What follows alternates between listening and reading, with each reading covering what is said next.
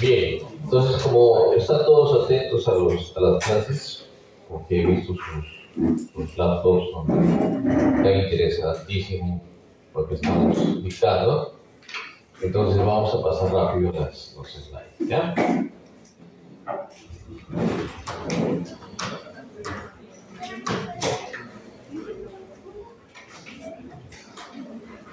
Bien, vamos a hablar de pancreatitis aguda. Pancreatitis aguda realmente no es una enfermedad que tenga tratamiento quirúrgico inicial, ¿ya? Es un proceso inflamatorio del páncreas, donde hay compromiso pues, no solamente del órgano en sí, sino también de otros sistemas, ¿no? Tanto cardiovascular, respiratorio y también obviamente digestivo. Se caracteriza pues, por la activación intraacinar de las enzimas digestivas y la subsecuente liberación de las citoquinas proinflamatorias. ¿Cómo diagnosticamos la pancreatitis? Dos de las características siguientes, ¿no? Dolor abdominal congruente con pancreatitis aguda. ¿Cómo es el dolor en la pancreatitis aguda? Listo, ese. Activación de la lipasa pancreática o amilasa. En realidad la lipasa es la que tiene más sensibilidad, 3 veces sobre el límite superior, ¿no? A lo normal. Hallazgos característicos de pancreatitis en la tomografía. En la tomografía hay una clasificación. ¿Cuál es? La clasificación de Baltasar, ¿no? O la resonancia magnética, que sirve también para ver si es que el origen de la pancreatitis también, que en la mayoría de veces es biliar. Muy bien. La pancreatitis aguda, entonces, puede ser una pancreatitis edematosa, intersticial, y una pancreatitis aguda necrotizante. Estas son dos enfermedades, no es solamente una enfermedad. ¿Por qué? Porque su fisiopatología es totalmente diferente y el comportamiento del mismo también. La pancreatitis aguda edematosa intersticial puede evolucionar a una colección peripancreática y esta, la mayoría de veces, obviamente es estéril, pero esta puede solucionarse sin mayor intervención respecto a drenajes o procedimientos quirúrgicos. En algunos casos, esta colección peripancreática se puede formar un pseudoquiste, ¿no? ¿A partir de cuántas semanas? 6 a 8 semanas. Antes de eso se le llama pancreatitis amurallada, ¿no?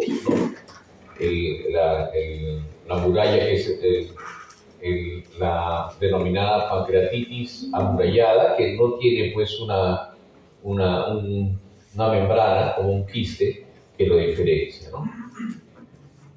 La diferencia básicamente está que la pancreatitis amurallada o el WOPS, ¿no? Ustedes lean por favor, ahí que tienen todo su internet, el wall out necrosis, ¿no? Pancreatitis fuera de la pared, ¿no? Con una pared amurallada. Entonces el manejo es distinto, ¿no? El pseudoquiste, en cambio, no se hace drenaje, sino se hace una cirugía, ¿no? Que es básicamente derivativa al intestino o al estómago, depende de la ubicación, si está en el cuerpo o en la cabeza del páncreas.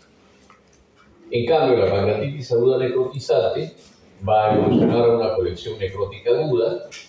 Muchas veces esta colección puede o no infectarse dependiendo de las semanas, ¿no? Y va a poder dar la necrosis encapsulada o la wall of necrosis, o sea, la necrosis, ¿no? Que tiene una cápsula, ¿no? Una pseudocápsula. La infección puede desarrollarse en cualquiera de ellos, el pseudoquiste infectado o también la necrosis encapsulada, que más frecuentemente se infecta, obviamente porque el tejido está totalmente desvitalizado. Muy bien, ¿cómo la diagnosticamos en base a la tomografía? Es una tomografía axial computarizada, contrastada siempre, que va a demostrar pues, un borde difuminado del páncreas y es un Baltasar 1, ¿no? Que básicamente está indicando que hay edema, ¿no? Y bordes difuminados. También aquí hay una imagen donde ya se presentan unas colecciones peripancreáticas, pero esta tomografía debe evaluarse y valorarse después de 48 horas de iniciado el cuadro. ¿Por qué? Porque a las 48 horas se van a definir los focos de colecciones y de necrosis.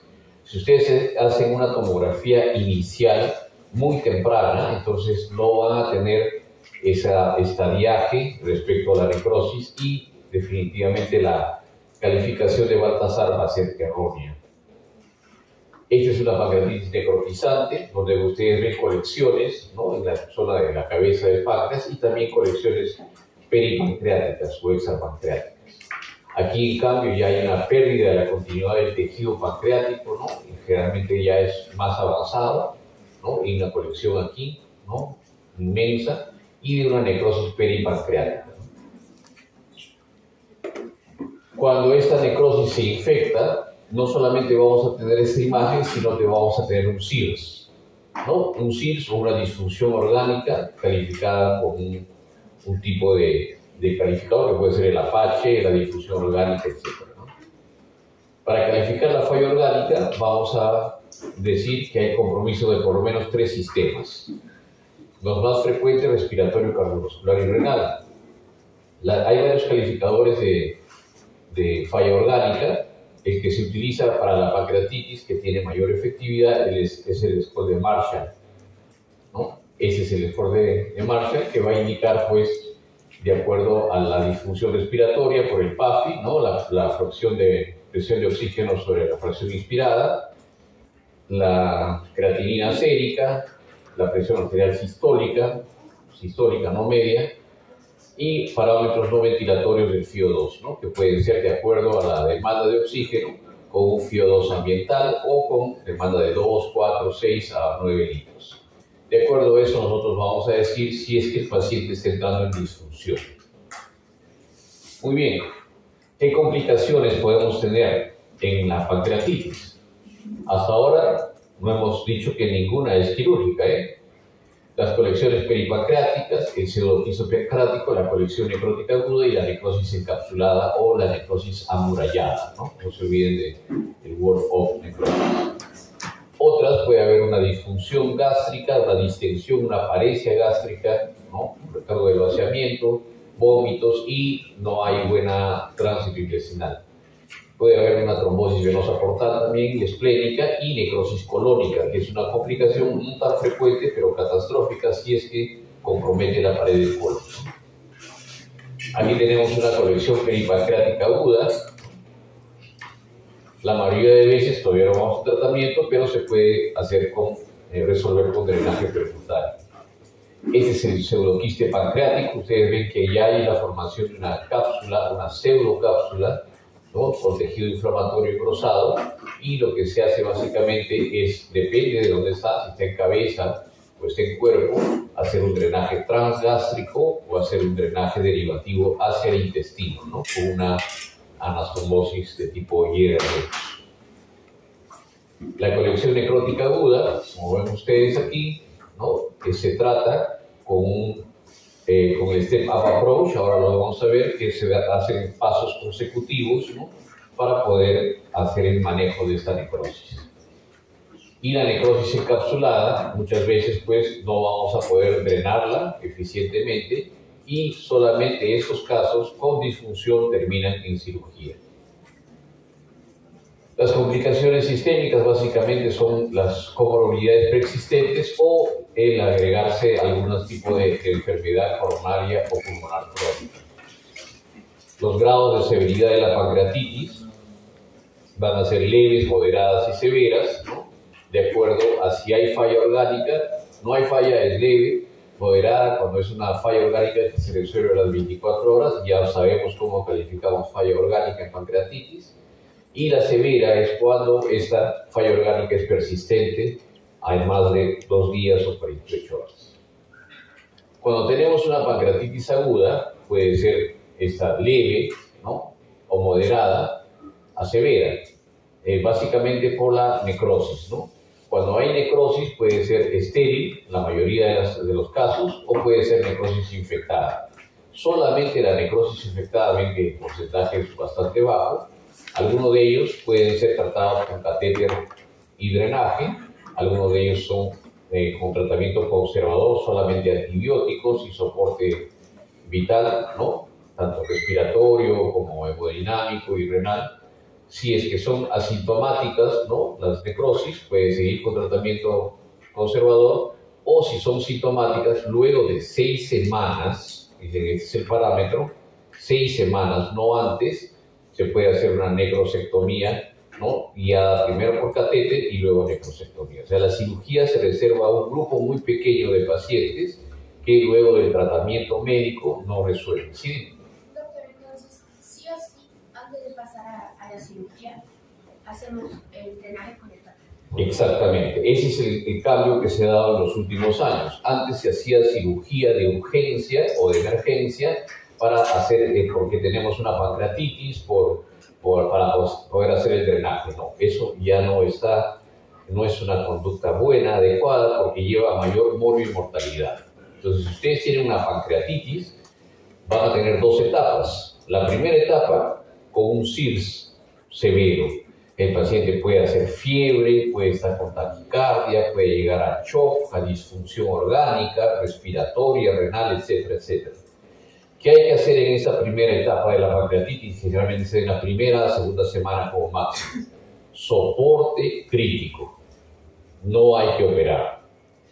Si es que el paciente hace un síndrome compartimental abdominal, muchas veces secundario a la reanimación agresiva que tenemos con el paciente, entonces se pueden hacer 2 cosas.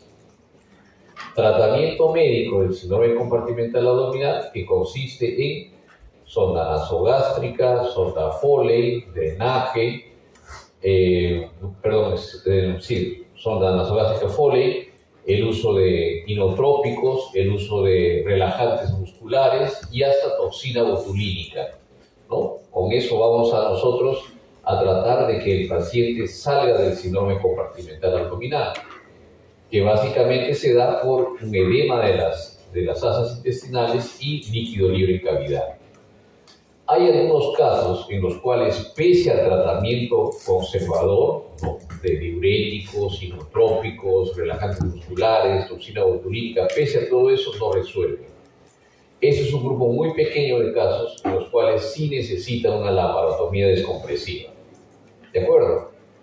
Lo que usualmente pasa en los hospitales es que llega el paciente con pancreatitis y hace todo un CIRS, como les dije, ¿no?, con trastornos hemodinámicos, con shock y todo, y lo que hacen es consultar al cirujano para que lo opere. Fíjense. Disculpe, ¿por qué no se puede hacer una laparoscopía? ¿Por qué se tiene que hacer laparoscopía? Ya, laparoscopía porque está contraindicado. Cuando tú haces laparoscopía, cuando el paciente está hemodinámicamente estable. Este paciente no lo está, ¿no? Generalmente, como les decía, viene el paciente con mucha disfunción y la primera manifestación es shock hemodinámico. Entonces, un paciente que está en la primera semana producto de una pancreatitis y les hace a ustedes hipotensión, insuficiencia respiratoria y todo eso, lo peor que pueden hacer es operarlo. ¿Ya? Lo que tienen que hacer es tratar de manejar el síndrome compartimental abdominal, darle soporte crítico y esperar hasta que el paciente pase ese CIRS, y luego de 3, 4, 6 hasta 8 semanas nosotros podamos hacer una cirugía ya dirigida al retiro de la necrosis, no a la descompresión abdominal, no al lavado de cavidad, porque eso de que un lavadito nada más, los intensivistas son así. ¿Sabe qué? Tiene que operarlo, ¿no? Porque su colega ha dicho que tiene que operarlo, el paciente está muy mal, nosotros le hemos dado todo, no está yendo bien, así que tiene que operarlo. Bueno, si ustedes operan, realmente van a cometer un gran error, porque el paciente se va a complicar. Una vez que hacen la laparotomía, ya han abierto la puerta de entrada para una contaminación abdominal. ¿Y el páncreas dónde está? ¿Está en el abdomen, en la cavidad peritoneal o en el retroperitoneal? Entonces la pregunta es, ¿para qué abren la cavidad abdominal si es que el órgano está atrás? ¿Cuál sería el sentido de hacerlo? No hay sentido. No, entonces si tienen que hacer algún abordaje para drenar colecciones pancreáticas, tendría que ser abordajes retroperitoneales. ¿Estamos de acuerdo? Esto ha ido cambiando, obviamente, ¿no? Hay algunas escuelas, si se podría decir escuelas, ¿no? O algunos cirujanos que lo primero que hacen es una pancreatitis, hay que operar. Es más, una indicación de abdomen agudo antes, ¿no? De la laparotomía temprana en abdomen agudo era pancreatitis, ¿no? Ahora sabemos que no es así. Una vez que tenemos una necrosectomía, luego del drenaje y todo eso, podemos hacer una necrosectomía, ¿no? Y podemos utilizar cualquiera de los métodos que vemos acá, que los vamos a detallar más adelante. ¿Bien? La mortalidad de una pancreatitis con necrosis estéril es 12%, cuando el que tiene necrosis infectada es 20 a 30%. ¿Cómo sabemos que hay infección en la necrosis? 3 formas. Tomográficamente, si hay colecciones peripancreáticas, retroperitoneales y hay gas. ¿El gas de dónde ha salido? De las bacterias, claro, de los anaerobios formadores de gases, ¿no? Hacen pues que el retroperitoneo tenga gas. Retroneuroperitoneo es característico de una infección necrótica, de la necrosis infectada. La segunda es que por el tiempo, nosotros si tenemos un paciente que ya pasó la cuarta, quinta semana, es muy probable que si da signos de infección, sea pues por una necrosis infectada. Y lo tercero es que el paciente estaba yendo más o menos bien, ¿no? Estaba tranquilo y de pronto presenta fiebre, taquicardia, todos los signos del SIDS. Entonces ya podemos sospechar de una pancreatitis infectada. ¿Todas las pancreatitis infectadas se operan?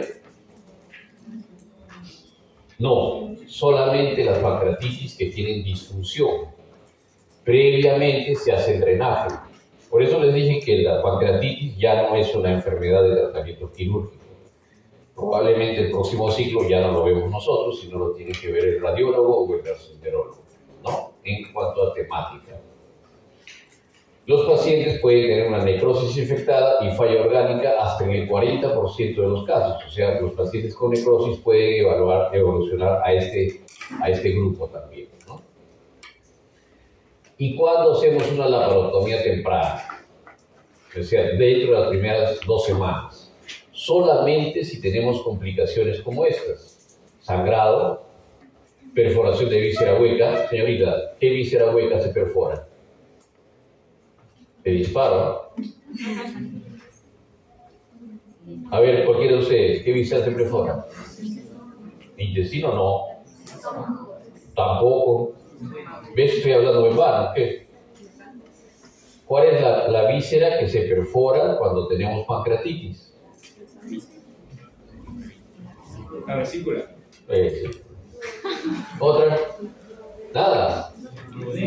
Estoy hablando en vano, miren. Porque yo les he dicho que es el colon, la perforación que se da con más frecuencia por necrosis de la pared. No sé, porque están aquí. Por favor, ¿eh? Va a venir el examen y después no los quiero ver sufriendo. Ya, señorita, ya pues, deje el chat. Está escribiendo. Papel y lápiz también ayuda. Síndrome compartimental abdominal. Pero ustedes tienen que demostrar que hay síndrome compartimental abdominal. Para los intensivistas, todo paciente con pancreatitis tiene síndrome compartimental abdominal. Está entendido. ¿No es cierto? Tienen que medir la presión intraabdominal. La medida de la presión intraabdominal se hace con un cateterismo vesical, ¿no? Y con el método de Cheatham. Escríbalo porque no se los voy a escribir ahora. Eso. Cheatham, así como suena. C-H-E-T-A-M, Cheatham. Y cuando hay isquemia intestinal, ¿ya? Solamente en este caso podemos operarlo tempranamente. Si no, no tienen ninguna razón de que ustedes hagan una cirugía. Y la principal indicación es síndrome compartimental abdominal. Muchas veces las manifestaciones del síndrome compartimental abdominal simulan la del shock séptico. Gasto cardíaco disminuido, diuresis disminuida, insuficiencia respiratoria, todo eso tiene un síndrome compartimental abdominal. Pero lo que ustedes tienen que demostrar es que no solamente tiene esa disfunción, sino que tiene la presión intraabdominal elevada. ¿Ya? El síndrome se define pues como una presión intraabdominal mayor de 20 milímetros de mercurio, ¿no? Las medidas se hacen en centímetros de agua y luego tienen ustedes que trasladarlo a milímetros de mercurio, asociada a una falla orgánica o empeoramiento del mismo, ¿no? Abdomen distendido, oliguria y aumento de la presión pico respiratoria. Esa es la presión pico respiratoria, ¿no? Entonces, con eso podemos sospechar, pero la única forma de demostrar es con el método de medir la presión intraabdominal, ¿no? Paciente es transvesical el método definido, ¿no? Se debe medir al final de la expiración y se debe expresar en milímetros de mercurio, ¿no? Se hace el traslado. Este es el método de Schittel, ¿ya? Que básicamente van a hacer la transmisión de la presión intravesical a través de una serie de llaves triple vía, ¿no? Aquí está la sonda Foley, y a través de estas llaves de triple vía se va a medir la presión que hay dentro de la vejiga y directamente la presión intravesical les va a dar la presión intraabdominal. ¿Ya? Aquí está el video, vamos a ver si pasa, si no, seguimos. ¿Ya?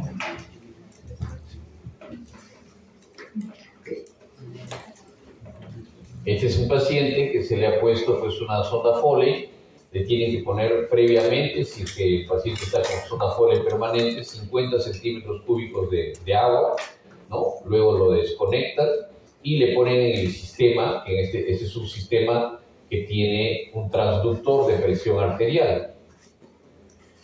De presión en realidad, ¿no? Que puede ser presión intravesical en este caso. Se conecta, ¿no? Y luego se va a registrar ya a través de un transductor, ¿no? Aquí ven las cámaras. Esto mismo se puede hacer a través de un cloruro, ¿no? Y una columna de agua por la cual va disminuyendo, ¿no? Entonces aquí vamos a tener la ventaja de que esta canulación le ponen y testean la cantidad de líquido que debe entrar, ¿no? Se abre y se conecta directamente hacia la vejiga y luego se ve en el monitor si es que hay un cambio y cuál es la presión que es intravesical, ¿no? Ven que está entrando el agua aquí, ¿no? Se está llenando para que la columna de agua ejerza presión y la presión transmitida del abdomen, aquí está, ¿no? 13. La presión transmitida del abdomen finalmente sea llevada a la vejiga y después a la vejiga a través de las canulaciones y con un transductor de presión puede registrar la presión arterial, pero la presión intravesical. El síndrome compartimental, como les decía, el tratamiento es no invasivo, es el mejor tratamiento. Tratamiento del dolor, bloqueo neuromuscular, descompresión enteral, ¿no? Sonda Foley, sonda nasogástrica, sonda Foley también, neoestigmina en algunos casos, ya no se usa mucho, y evitar pues, el balance hídrico positivo, porque el edema de las asas va a ser el responsable del síndrome compartimental abdominal. Tratamiento mínimamente invasivo, uso de drenaje percutáneo se puede emplear, ¿no? Como primer paso para el tratamiento. En algunos casos se hace drenaje percutáneo y se disminuye la presión. Lo que se quiere hacer es siempre lo menos invasivo para no contaminar la cavidad abdominal y también indirectamente para no contaminar la celda pancreática. Porque si nosotros en la primera semana o máximo en la segunda hacemos métodos más invasivos, contaminamos esta celda pancreática y la necrosis se va a infectar. Y ya saben la mortalidad que tenemos frente a una necrosis infectada. Por lo tanto, el tratamiento debe ser lo menos invasivo posible. Y solamente en algunos casos que ya les he dicho, ¿no? Se hace la laparotomía descompresiva. Aquí tenemos el paciente con síndrome compartimental. El tratamiento invasivo antiguo era con la bolsa de Bogotá, ¿no? Pero el moderno es con el sistema de presión negativa, el denominado sistema BAC. Pero si ustedes pueden evitar esto, mejor, ¿ya? Porque cualquiera de los dos igual te lleva a contaminación de la cavidad y la celda pancreática. La necrosectomía tardía es la que tratamos de lograr en el paciente, es evitar la necrosectomía temprana, la intervención temprana, para después de las 4 semanas tener ya una necrosis consolidada, limitada a la celda pancreática y sin contaminación peritoneal. Entonces, ¿cómo sabemos si es que la necrosis está infectada? Ya les había dicho, gas en la tomografía o cultivo positivo por punción con aguja fina. La punción con aguja fina se está tratando de dejar de lado. ¿Por qué? Porque muchas veces puede provocar lesiones también. Hacen la punción con aguja fina y tienen la mala suerte de coger una arteria, ¿no?, pancreática, y finalmente tienen que operar al paciente porque empieza a sangrar y se descompensa, ¿no? Entonces se está tratando de limitar muchísimo lo que es las medidas de intervención diagnóstica. Sepsis persistente, o esto no está muy bien definido, como es que las molestias persisten, ¿no? ¿Cuáles molestias? Dolor abdominal, náuseas y vómitos. O sea, no hay resolución de la sintomatología. Solo en esos casos podemos estar pensando nosotros de que la necrosis esté infectada. ¿Y qué hay que hacer con la necrosis? Hay que hacer una necrosectomía, es decir, retirar la necrosis, ¿no?, para controlar la infección, evacuar el máximo de tejido desvitalizado y preservar el tejido vital. Cuando ustedes hacen una necrosectomía muy temprana, esta necrosis probablemente está vascularizada y además está con tejido necrótico y tejido que puede ser vital. Si hacen la necrosectomía no van a poder diferenciarlo, físicamente es muy difícil. Por lo tanto, al momento de hacer la necrosectomía se van a llevar tejido vital.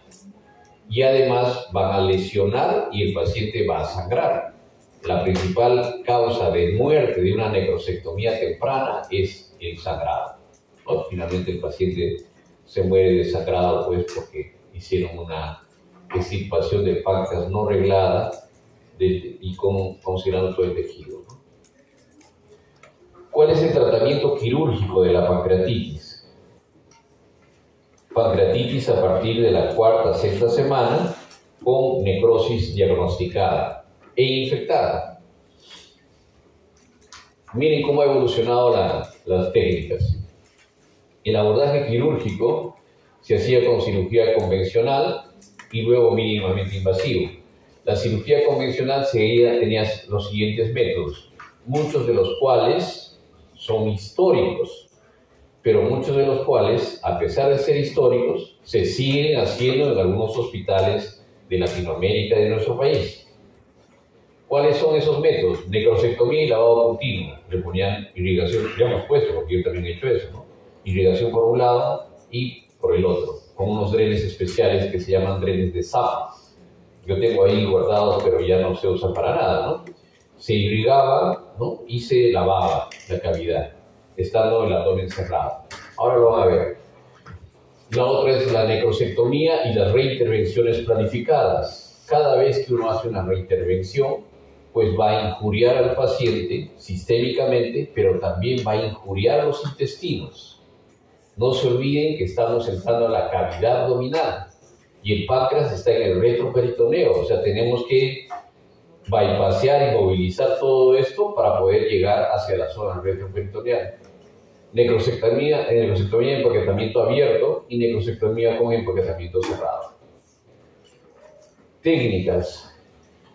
Esta es la técnica cerrada con drenaje, irrigación y drenaje continuo, ¿no? Se ponían 2 drenes cruzados en la celda pancreática, se tenía que hacer una laparotomía mediana, necrosectomía mínima y tratar de que esta irrigación disminuya el insulto pancreático de las bacterias o finalmente de las citoquinas y de la injuria mediada por el SIRS, ¿no?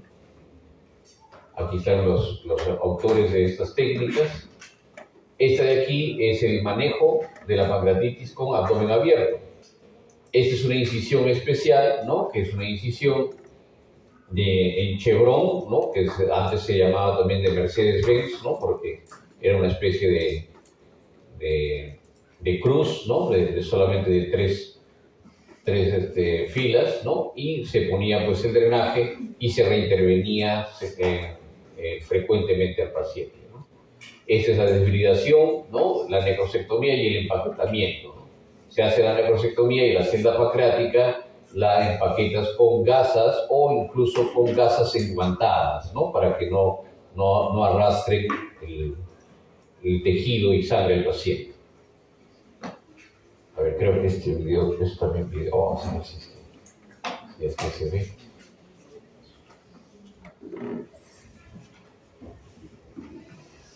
Este es un paciente que se le está haciendo una necrosectomía pancreática, un paciente que ya está a partir de la 6ª semana, ¿no? Se hace el abordaje, ¿no? En este caso transabdominal, ven ahí un poco de tejido pancreático, se busca la celda sobre el estómago, entre el estómago y el colon, ¿no? Que es la zona del abordaje transgástrico, no, es en la celda pancreática, pero a través del epiplo, ¿no? El epiplo mayor. Existen 3 abordajes, ¿no? Uno que es transgástrico, el otro, miren cómo sale la necrosis, ¿no? Todo ese tejido necrótico, pero es una necrosis que ya está consolidada, ¿no? No es una necrosis que esté con tejido sano, ¿no? Entonces es fácil de sacarlo, sale como una especie de pescado, ¿ven ustedes? Bien, las técnicas abiertas, ¿no? Solamente, sí. ¿Cuáles eran los 3 abordajes? Ya. Los 3 abordajes es a través de la transcavidad de los epiplones. Ustedes levantan el epiplo, ¿no? Y ahí está el estómago y el colon, la transcavidad de los epiplones. Es el abordaje sobre todo de lo que es el cuerpo del páncreas, ¿no? El segundo abordaje retroperitoneal es como una maniobra de Kocher o Kocher extendido, ¿no? Hacen una incisión, este es el rodete duodenal, y ustedes hacen una incisión, ¿no? Y van a entrar al retroperitoneal levantando el duodeno así, medialmente, y hacen el abordaje de la cabeza de páncreas.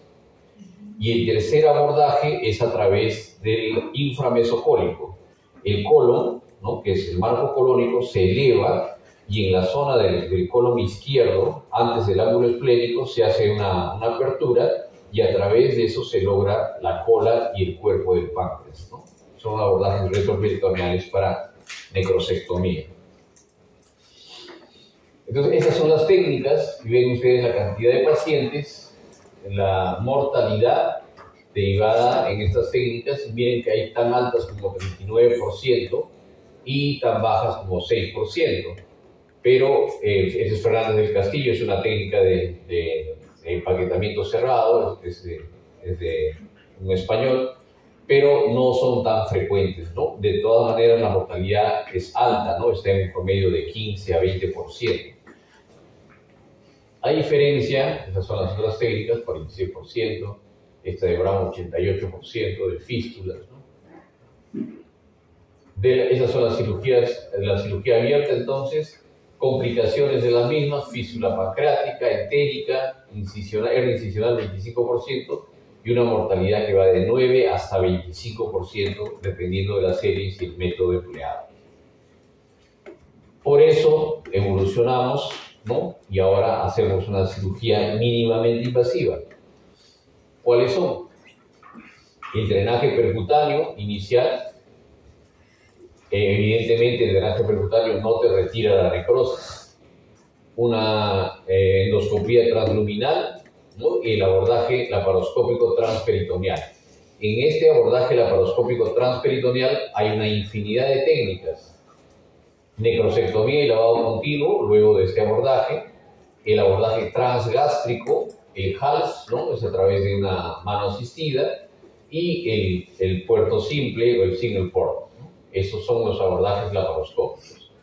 De todos estos, ¿cuál se usa actualmente? Ninguno. ¿Sí? Ninguno. Transgástrico, de repente los gastroenterólogos, más para pseudoquiste pancreático, o para UOP, pero no para pancreatitis. Retroperitoneal, esto sí se está utilizando, abordaje retroperitoneal. Se entendió pues que el páncreas no está en la cavidad abdominal, entonces ¿para qué hacer una laparoscopía o laparotomía? sí podemos tener un abordaje retroperitoneal que va directamente sobre la celda pancreática y no contamina ni tampoco puede lesionar los intestinos en la pared anterior. ¿Se entiende, no? Entonces tenemos la técnica del bar y también la técnica del MAR, ¿no? Ahora lo vamos a ver. Y también existen las técnicas combinadas, donde se hace el drenaje percutáneo y luego es seguido por un drenaje laparoscópico, PAP approach, o también quirúrgico. Ahora lo van a ver. Ese es el abordaje transperitoneal laparoscópico, ¿no? Básicamente descrito por Gardner, ¿no? Lo que se hace es, esto es el epiplon, es el estómago, se levanta el estómago y se hace pues el abordaje a través del peritoneo, se busca la celda pancreática, ¿no? Permite el acceso a zonas que no son accesibles y es el trauma quirúrgico el que disminuye. Ventajas: remueven la necrosis. Desventajas: es invasiva, ¿no? Mínimamente invasiva, pero es invasiva. La seguridad del neumoperitoneo puede ser muy difícil en pacientes críticos, ¿no? Y es imposible renovar toda la necrosis pues, si se vuelve a formar, ¿no? Aquí están los autores que han hecho estas técnicas laparoscópicas o mínimamente invasivas. La mortalidad, ven que ha disminuido 10%, 11%, 4%, 5%, es casi la mitad de las técnicas abiertas, ¿no? Y vamos a ver la laparoscopía convencional, ¿no? Creo que este es un video también.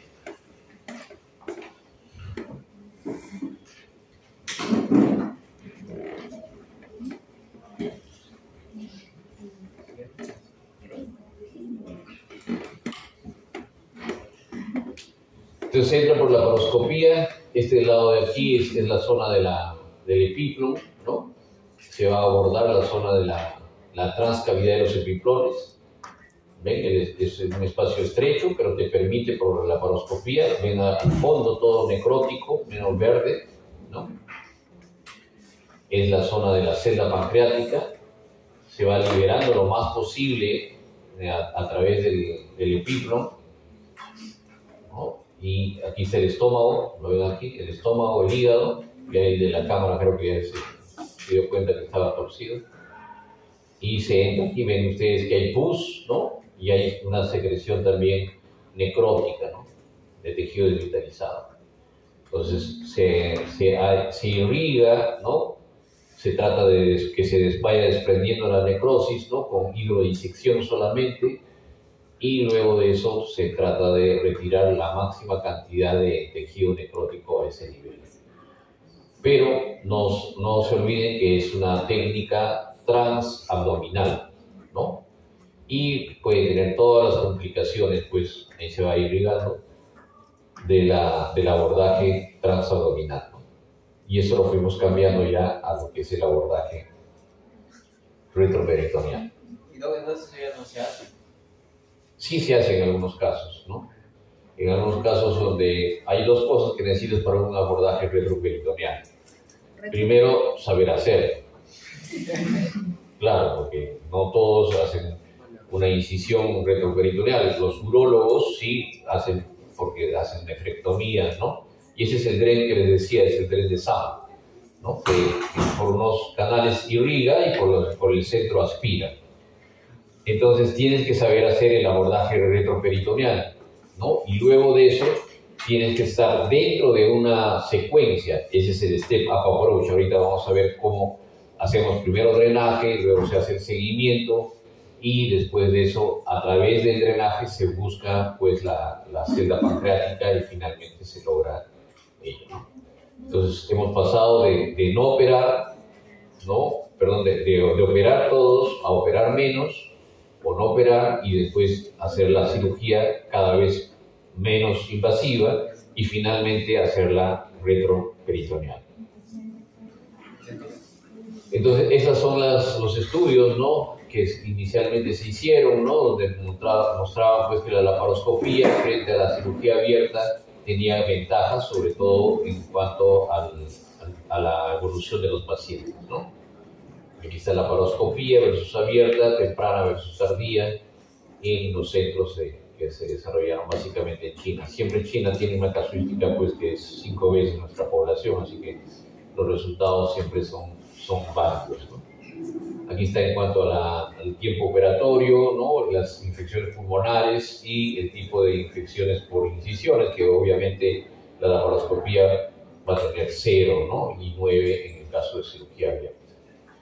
Conclusiones: la necrosectomía laparoscópica y la colocación de drenes, como vieron en la cirugía que acabo de pasarles, ¿no? Continúa el curso de una necrosis pancreática y es factible, ¿no? Efectiva y mínimamente invasiva.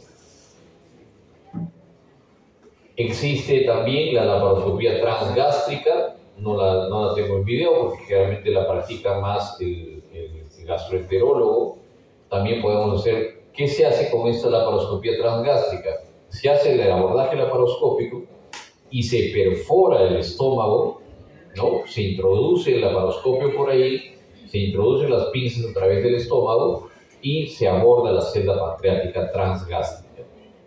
Bueno, evidentemente luego tienen que sacar tus trócares, ¿no? los instrumentos y cerrar el estómago. Y eso ya no se está haciendo. Y esa es la transgástrica, ¿no? Necrosis infectada, ¿no? La necrosis amurallada persistente, hemorragia aguda y sepsis persistente, ¿no? Como les dije aquí, se perfora el estómago, obviamente se le pone gas primero, luego se perfora y a través del estómago transgástrico se hace la necrosectomía. Ven aquí, ¿no? El abordaje, y esta es la necrosis que está dentro del estómago, ¿no? ¿No hay riesgo de que haya infección en el estómago o algo? Claro, ahí estás perforando el estómago, entonces ahí tienes todos los riesgos de una perforación gástrica, ¿no? El estómago es un órgano muy noble que resiste las suturas, muy raras veces se hace dehiscencia de sutura, pero mejor no hacerlo, ¿no? ¿Para qué perforar si podemos evitar? Esa es la necrosectomía transgástrica. Laparoscópica. Las conclusiones es que pues, puede hacerse un desviamiento adecuado, casos muy seleccionados, no todas las situaciones, ¿no? En casos muy específicos se puede hacer esa necrosectomía. Tiene que ser una necrosectomía que esté pegada al estómago, ¿no? Que sea de cuerpo, no puede ser de cabeza ni de cola. Y pues puede hacerse en los casos de necrosis amurallada, ¿no? Es una posición retrogástrica, como les decía, la ubicación tiene que ser especial y específica, ¿no? Mira, tenía este video, ahora vamos a pasar.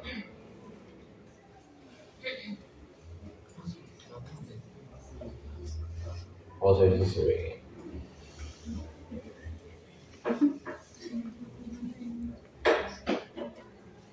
Está editado porque obviamente no es lo usual.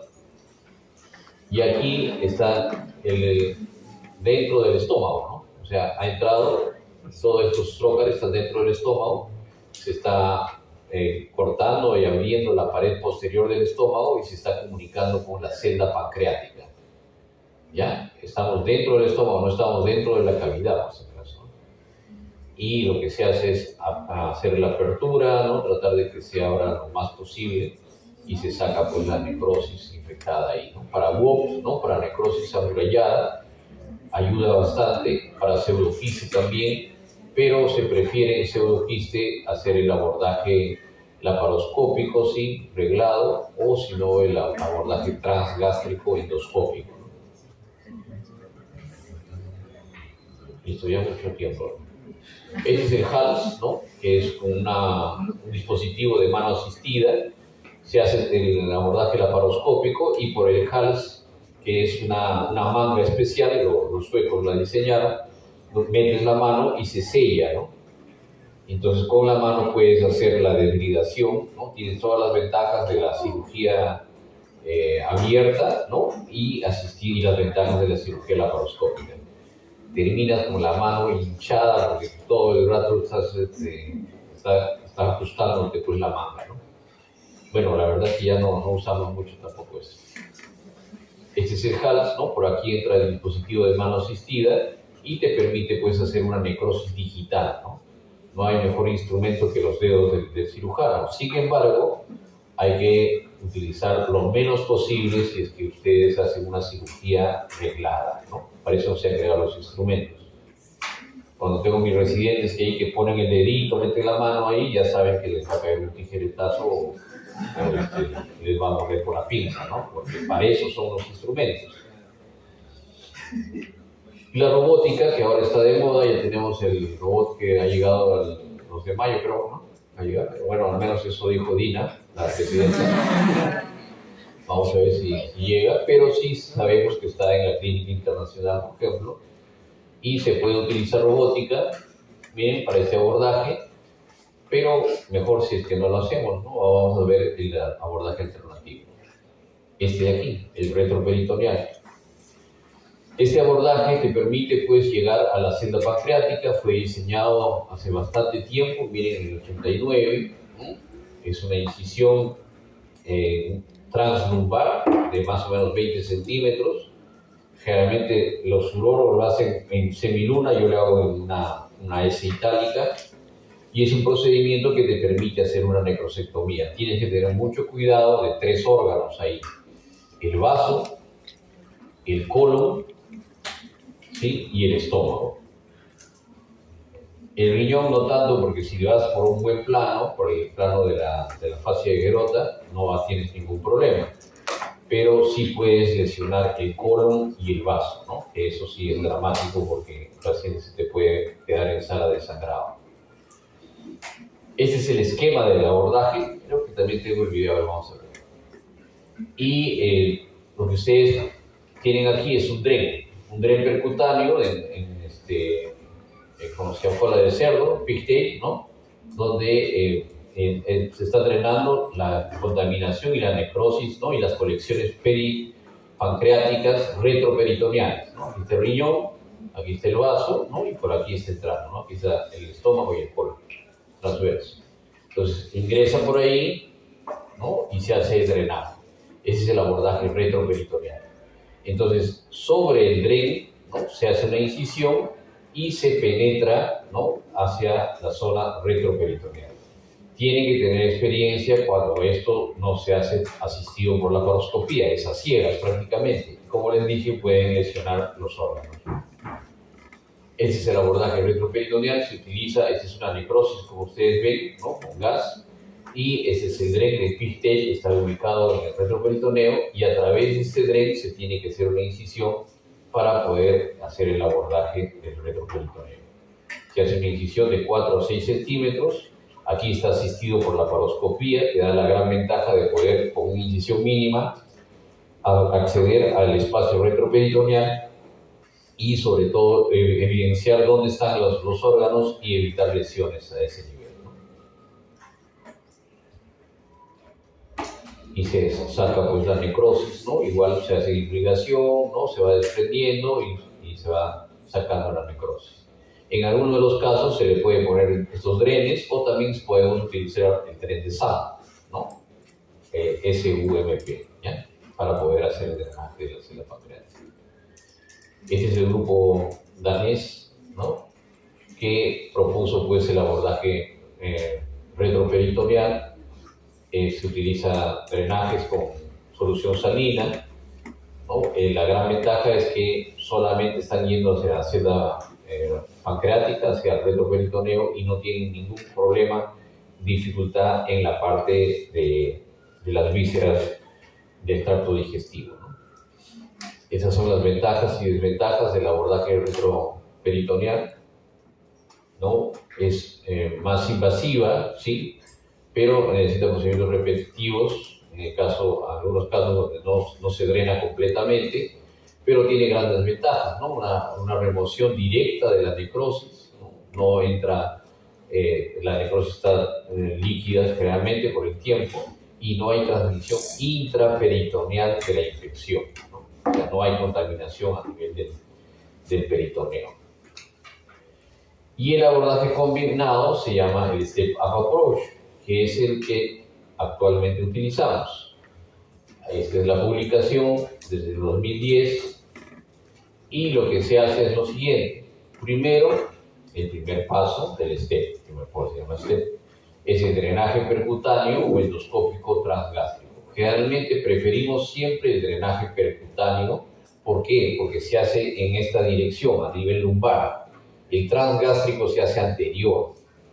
El transgástrico no puede ser utilizado para hacer una necrosectomía por acá, porque tienes que atravesar el estómago. En cambio, el que se hace lumbar, ¿no?, o retroperitoneal lateral o dorsal es mucho mejor.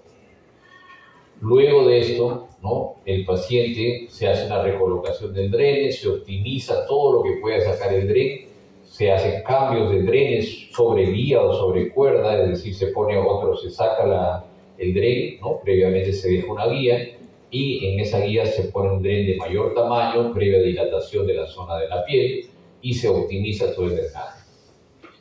Si es que todo esto no es suficiente, ¿no?, se sigue el siguiente paso, que es ya la necrosectomía asistida por video, ¿no? Aquí están los resultados del uso del VAR, ¿no?, en frente a la necrosis, ¿no?, del grado de necrosectomía que se logra en los pacientes, ¿no?, y los resultados frente a la nutrición enteral, parenteral, y cómo evoluciona. Aquí vamos a ver un poco, no se ve muy bien, vamos a ver lo que nos interesa.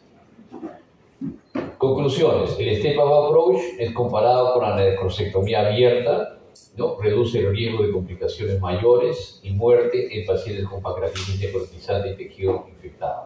Las complicaciones están relacionadas básicamente por un abordaje transabdominal, lesiones intestinales, fístulas intestinales, sangrado, etc. Y esta revisión, ¿no?, nos dice, de los 4 trabajos, nos dice que todavía faltan estudios que son heterogéneos, ¿no?, pero actualmente para una revisión sistemática da, pero no para un metaanálisis respecto a las conclusiones. Lo que podemos decir actualmente es que nuestra técnica se ha ido cada vez siendo más efectiva y óptima para poder lograr menor mortalidad. Bueno, eso es una publicación. Listo.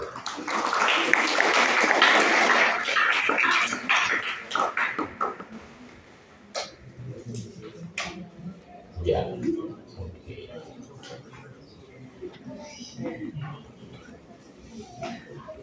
Okay.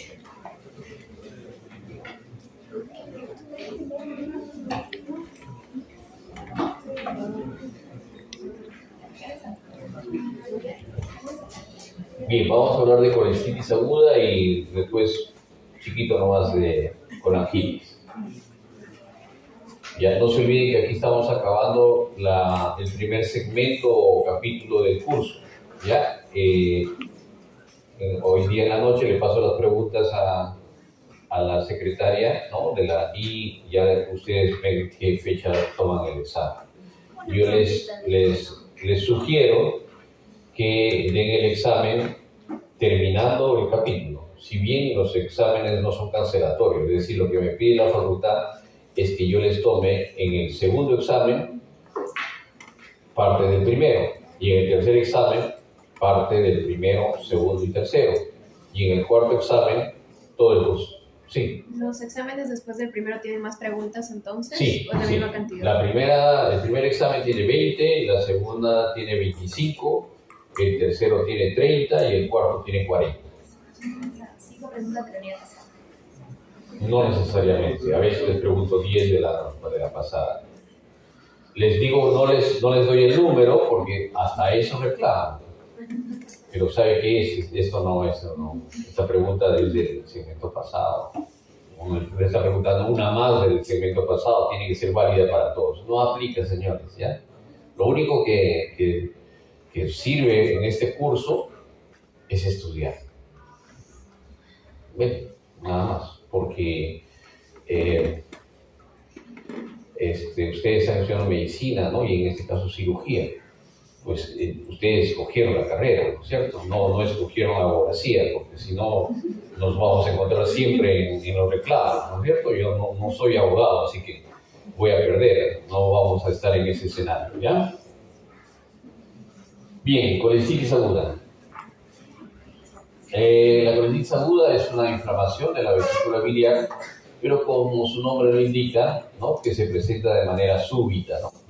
Hay una obstrucción del conducto biliar en la mayoría de los casos, 80-90%, y en algunos de los casos es alitiásica, es decir, no tiene cálculos, pero se presenta y el mecanismo fisiopatológico es totalmente diferente. Cuando hay cálculos, el cálculo va a ser un incremento, como van a ver ahora, ¿no? Esto es la inflamación de la pared de la vesícula por patología. Los criterios diagnósticos son los criterios del consenso de Tokio, ¿ya? Que están, ya se los envié. Hay criterios radiológicos de inflamación sistémica, fiebre, proteína C y recuento normal de leucocitos, y clínicos, que son el signo de Murphy o Murphy, que básicamente es, ¿qué cosa? A ver, ¿cómo puedes describir el signo de Murphy? Tú, cuéntanos.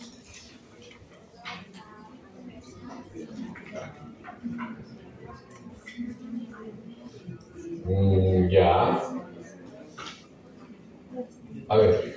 El dolor a la presión entre el rebordo costal y el hipocondrio. No, a ver, que te escuchen todos. En el hipocondrio derecho, entre el rebordo costal y la línea media clavicular, se realiza una presión en la inspiración y corta la inspiración del paciente por el dolor. Así es, está bien. Ese es el signo de Murphy, ¿no? Es la interrupción de la respiración, no es el dolor, ¿eh?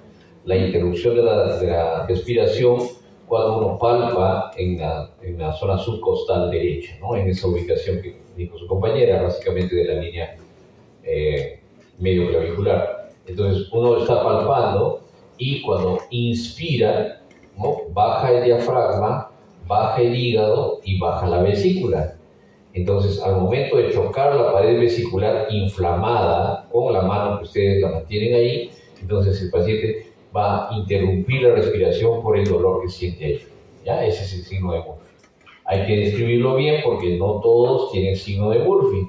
Y es importantísimo para que ustedes tengan un criterio diagnóstico. El segundo criterio es la masa palpable, dolor y hipersensibilidad en el cuadrante derecho, que es diferente al signo de Murphy. ¿Qué quiere decir? Que ustedes palpan una masa resistente y dolorosa, sin necesidad de cambio respiratorio ni nada de eso. ¿De acuerdo? Entonces, ¿qué dice el consenso de Tokio? Los síntomas locales, dolor y masa dolorosa, y síntomas sistémicos como náuseas, vómitos, fiebre, ictericia leve, que puede presentarse en 20% de los pacientes, y leucocitosis moderada son criterios que te van a diagnosticar probablemente un Tokio 1. ¿No? En las 6 horas, ¿no? El dolor constante, más de 6 horas, ya te está dando uno de los signos, ¿no? De la colecitis aguda. Luego es el signo de Murphy, la masa palpable, y después la respuesta inflamatoria. Entonces, cuando uno tiene este triángulo, ¿no? Tiene respuesta inflamatoria, como fiebre, por ejemplo, tiene dolor constante, más de 6 horas, y el signo de Murphy, entonces puede decir que tiene un cuadro de colecitis aguda. ¿Y cómo sabemos la severidad del mismo?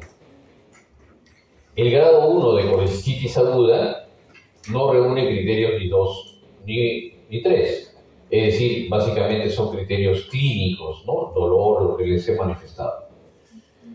El grado 2, en cambio, una colecitis moderada, tiene leucocitos mayor de 18.000. No 15.000, no 13.000, sino mayor de 18.000. Masa palpable en cuadrante superior derecho, es decir, una resistencia dolorosa, ¿no? Con fenómeno de masa, más de 72 horas y una inflamación local marcada, ¿no? Esto lo vamos a ver por ecografía, gangrena, abscesos, etc. Y el grado 3, una colecitis aguda grado 3, es cuando tiene una disfunción. ¿Qué disfunción? Cardiovascular, neurológica, respiratoria, renal, hepática o hematológica. ¿Listo? Es importante que diferencien grado 1 de 2 y 2 de 3. Sobre todo 1 de 2 porque la conducta es totalmente diferente respecto al tratamiento. Evidentemente existe una mayor incidencia en mujeres en edad fértil que en hombres, ¿no? Hay un predominio entre 20 a 40 años, y la patogénesis, y hay que diferenciarse de la litiásica. La litiásica es la siguiente: el cálculo obstruye la salida de bilis, ¿no? Generalmente está en el bacinete o en el cístico, muy proximal. ¿Y por qué se hace el cálculo ahí? Porque la vesícula, cuando ustedes comen alimentos con alto contenido graso, se contrae. Si está llena de cálculos, en una de esas contracciones, el cálculo migra y se tapa ahí. Muy bien. Si es que ustedes oportunamente le dan un antiespasmódico y un analgésico, entonces la vesícula va a dejar de contraerse y el cálculo va a caer. Pero si no cae el cálculo y se mantiene ahí, se da todo este fenómeno. La obstrucción lleva un aumento de la presión intraluminal y hay respuesta inflamatoria elevada. Se estimulan la síntesis de inmunoglobulina de prostagliandinas I2, y E2, y ocurre pues un crecimiento de las enterobacteriáceas, ¿no? Empieza a darse un crecimiento de las bacterias que estaban aquí y usualmente salían con la bilis, ¿no? Esta bilis va a mostrar primero a nivel de la mucosa de la vesícula y luego hacia la serosa, engrosamiento de la pared y luego finalmente ulceración y necrosis con perforación del peritonitis biliar. La clasificación patológica es una vesícula edematosa primero, necrótica, ¿no? Supurativa cuando hay abscesos alrededor, enfisematosa cuando está llena de aire, ¿no? Generalmente por el sobrecrecimiento bacteriano y necrosis, y crónica, pues la que no vamos a ver ahora, que se da generalmente en el tiempo, ¿no? La colecitis alitiásica, en cambio, tiene un mecanismo fisiopatológico totalmente diferente, porque se debe a un mecanismo de hipoperfusión tisular. ¿Qué quiere decir? Que no llega el oxígeno de la manera suficiente a la circulación esplácnica. La circulación esplácnica comprende que las vísceras abdominales, el intestino, el estómago, etcétera, etcétera, y también las glándulas, ¿no? En este caso el hígado y el páncreas. Ustedes saben que la vesícula no es una glándula, sino es básicamente un reservorio de la bilis que es producida por el hígado. Muy bien. Entonces, cuando sucede esta hipoperfusión, ¿no? ¿En qué casos puede haber esta hipoperfusión tisular en la pared vesicular?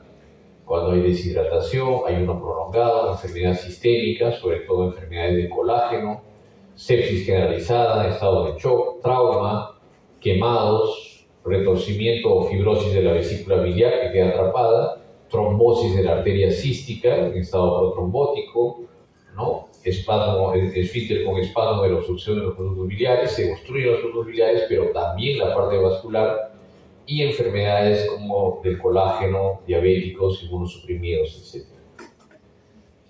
Entonces, la deshidratación, el shock, la infección generalizada, la transfusión masiva y las comorbilidades pueden llevar a una oclusión microvascular y eso a una colecistitis acalculosa. Entonces, ¿en quiénes es frecuente una colecistitis acalculosa? En pacientes que están en shock, que han sido politraumatizados, que están hospitalizados en cuidados intensivos, ¿no? Que tienen algún signo de hipoperfusión. ¿Cómo hacemos el diagnóstico diferencial de la colecistitis aguda, de la úlcera péptica, del infarto de miocardio de cara inferior, de la pancreatitis, de la hernia del hiato, neumonía derecha, basal derecha, apendicitis y hepatitis? No se olviden que el dolor de la colecistitis aguda es un dolor postprandial, ¿no? Después de los alimentos, tipo cólico intenso que se da en epigastrio y principalmente en cuadrante inferior derecho, ¿ya? En pacientes, generalmente mujeres, obesas, diabéticas, ¿no? Y con alguna multiparidad. Bueno, eso lo vamos a ver en la aguda. ¿Perdón?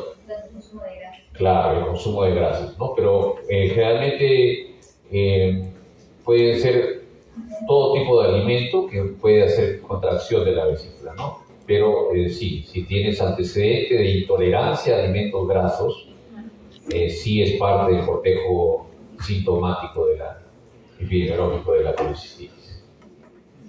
En el laboratorio hay leucocitosis con desviación izquierda, incremento de la bilirrubina, sobre todo si se da el fenómeno de Mirici.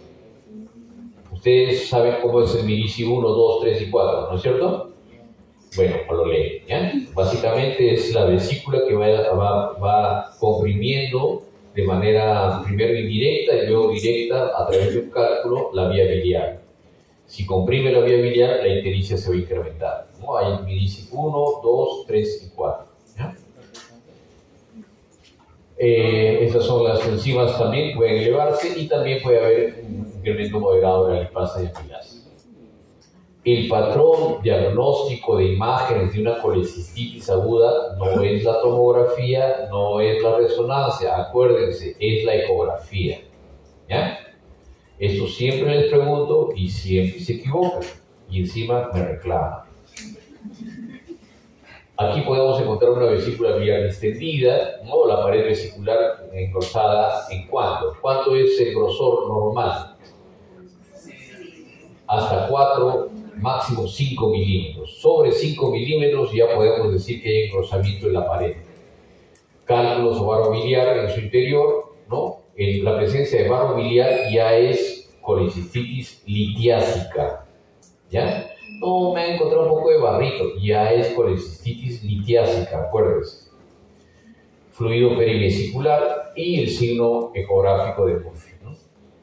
Esta es la ecografía, ven ustedes aquí una vesícula prácticamente normal, ¿no? Con la pared no está engrosada. Aquí ven una vesícula con la pared casi normal, pero hay cálculos, ¿no? Y una sombra acústica posterior, ¿no? Aquí ven una vesícula ya con la pared engrosada, ¿eh? Y un cálculo enclavado en bacinete, ¿no? Con una sombra acústica marcada. La escanografía, la verdad que en Perú prácticamente no la hace nadie, ¿no? Pero en Estados Unidos sí es una prueba que se utiliza muchísimo, porque en Norteamérica, en algunos países europeos, pero sobre todo en Norteamérica, por los juicios, no operan ningún paciente que tenga cuadro vesicular, pero que no tenga cálculos en la vesícula. O sea, los jueces han dado jurisprudencia ahí y ellos dicen que, ¿por qué? Y peor si se complicó, ¿no? ¿Por qué tuvo que operar si el paciente no tenía cálculos en la vesícula? A ver, a entender a alguien que no ha estudiado medicina y solamente ha estudiado leyes, ¿no? Que debía sacarse porque hay fenómenos como las sifonopatías, hay la denominada vesícula perezosa, hay la enfermedad vesicular sin cálculos, ¿no? Que puede ser crónica también, pero no, ninguno de esos es importante. Entonces, ahí sí hacen la escanografía gamagráfica, ¿no? Que demuestra pues una disfunción vesicular, ¿no? Tanto en la absorción de bilis como en la motilidad del mismo, ¿no? ¿Cuál es el tratamiento de la colecistitis? Colecistectomía, terapia de antibióticos o colecistectomía percutánea. Es importante el momento. Bueno, aquí hay varios estudios, pero vamos a lo práctico. La colecistectomía temprana en una colecitis aguda es la recomendada. Temprana quiere decir menos de 72 horas. Si ustedes no operan por alguna razón al paciente, sea médica, circunstancial o las comorbilidades que impiden una cirugía temprana, en un caso de colecitis aguda, tienen que postergar la cirugía, obviamente si es que el paciente sobrevive a esta terapia, ¿no? A una terapia no quirúrgica, tienen que postergar la cirugía por lo menos 3 a 6 semanas. No hagan la cirugía a las 2 semanas o entre los 7 y 10 días del cuadro. ¿Por qué? Porque es el peor momento. Hay algunas conductas quirúrgicas que todavía se mantienen así, pese a la evidencia que les voy a mostrar. Es decir, hospitalizan al paciente o a la paciente, tiene un cuadro agudo, darle antibióticos, hay que enfriar el cuadro.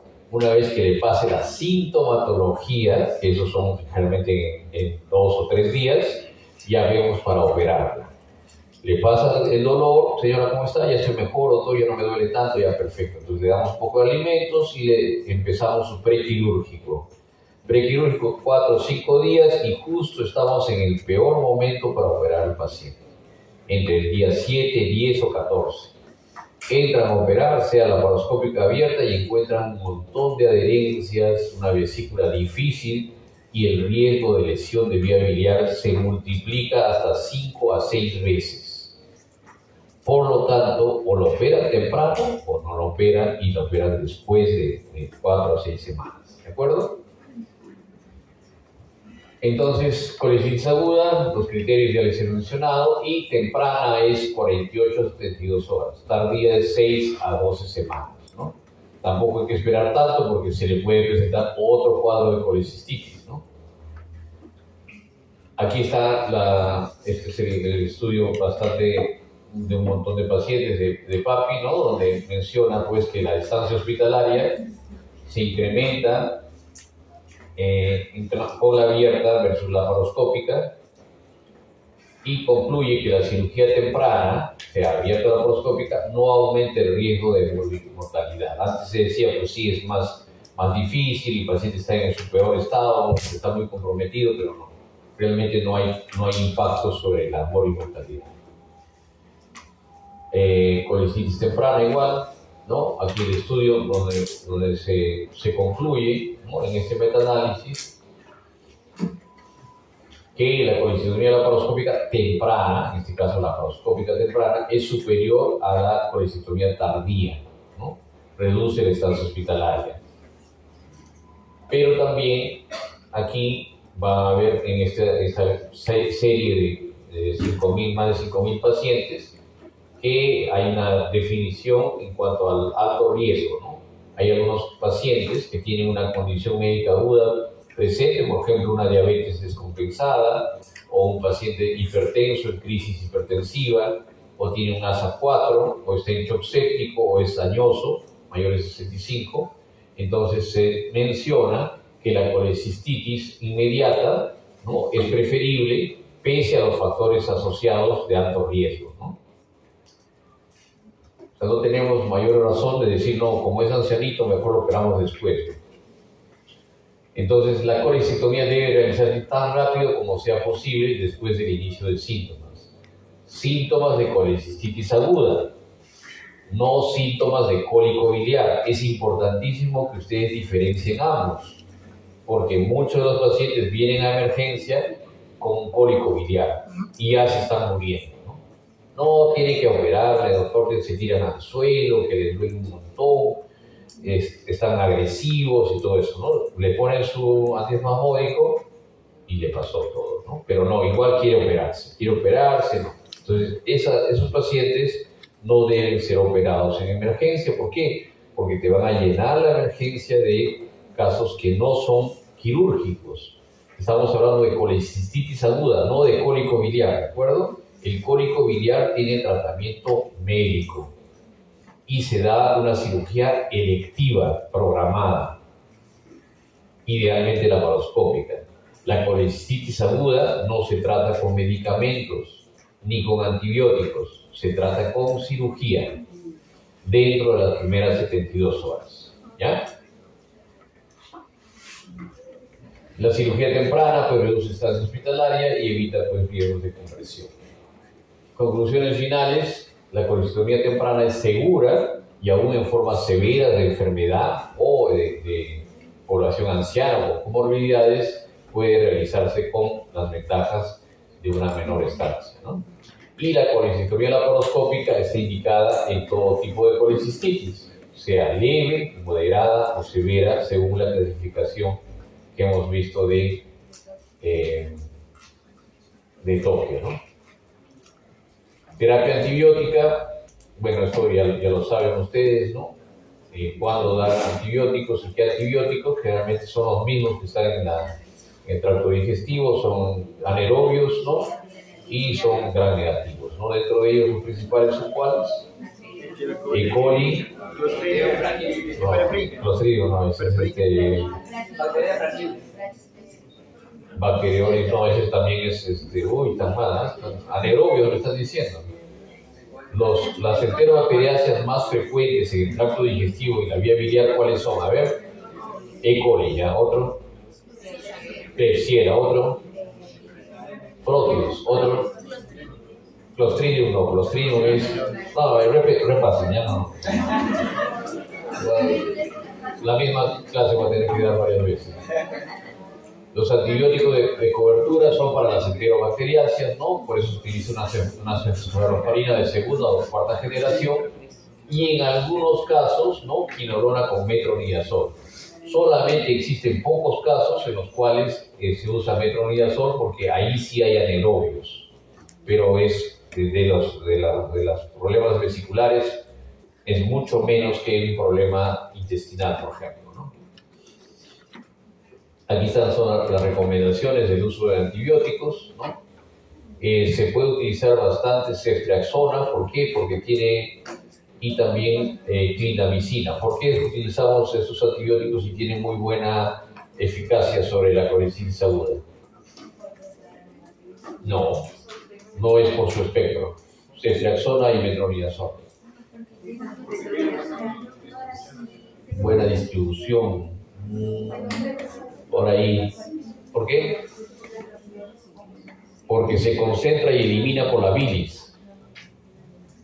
¿Ya? La ceftriaxona no se elimina renal.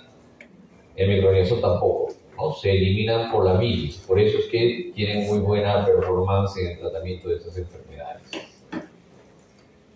La colecistostomía percutánea generalmente se hace a través del hígado, ¿no? Se utiliza un método cuando se presenta sepsis en colecitis aguda grave, de acuerdo a las directrices de Tokio. Es decir, la colecistitis grado 3 de Tokio no debe operarse. ¿De acuerdo? No debe operarse. Se le debe hacer una colecistostomía percutánea. Pero ustedes dirán, ¿se hace esto? No se hace. Se hace muy poco. Las recomendaciones de Tokio son esas. Sin embargo, son muy pocos los casos en los cuales el paciente se logra hacer esta colecistostomía percutánea.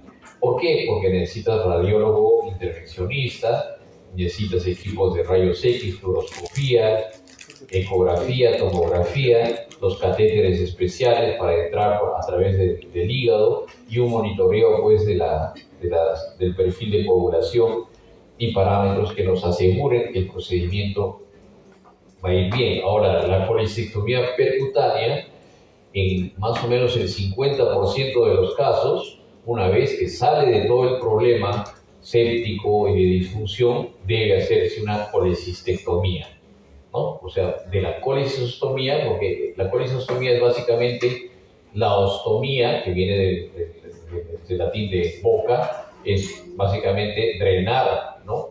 La vesícula biliar. No se hace porque no tenemos todos los recursos en el país. Operar con todos los riesgos. Claro, ¿no? Y tenemos que hacer, ¿qué haremos? ¿Una colecistectomía laparoscópica o abierta?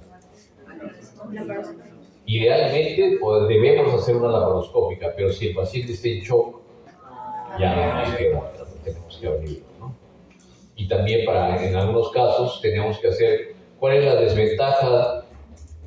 ¿Por qué no usaría, por ejemplo, un paciente de 92 años, ¿no? Tiene una colecitis aguda, ¿no? El paciente, además de esto, ha tenido una enfermedad coronaria, ¿no? Que se ha tratado con warfarina.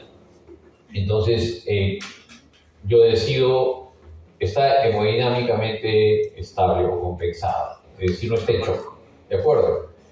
¿Hago laparoscópica o hago abierta? Ya. ¿Cuál es el gran problema? ¿Cuánto te vas a demorar con la laparoscópica? Claro, si es que ustedes tienen la pericia, de repente sí hacer la laparoscópica, ¿no? Y tienen un buen anestesiólogo, ¿no? Que no solamente es su amigo, sino que les ayuda, ¿no? Porque algunos sí no te ayudan en nada, no son tus amigos, menos te van a ayudar. Entonces, si ustedes tienen un buen anestesiólogo, sí pueden intentar el procedimiento laparoscópico. Pero si en ese procedimiento, ya lo vamos a ver en la última sección, el paciente sangra, no puedes liberar, estás 20 a media hora tratando de liberar y no encuentras la vesícula, está totalmente plastronada, entonces tienes que hacer el corte, la conversión o entrar de ingreso con una cirugía abierta. ¿Por qué? Porque el tiempo en este paciente es vital. Sí, cuanto menos tiempo lo hagan, va a tener mejor expectativa, no solamente en base a pocas complicaciones, sino a sobrevida. Claro, por las comorbilidades. Aquí pesan más las comorbilidades que el procedimiento en sí o la enfermedad de fondo, ¿no? Que en este caso es la colicistitis.